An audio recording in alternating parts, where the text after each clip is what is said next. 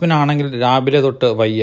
ഒന്നുകിൽ viral fever ആയിരിക്കാനാണ് സാധ്യത. കാരണം നല്ല കടുത്ത പനിയും ചെറിയ കുളിരും ഒക്കെയുണ്ട് ജാസ്മിന്. രാവിലെ വെള്ളം കുടിച്ചിട്ടാണെങ്കിൽ ഛർദ്ദിക്കാൻ വരുന്നുവെന്ന് പറയുകയും അർജുൻ ചെറിയൊരു ബ്ലാക്ക് കവറും ഒക്കെ ആയിട്ട് വരുന്നുണ്ട്. ഗബ്രി ആണെങ്കിൽ വിടാതെ കൂടെ തന്നെയുണ്ട്.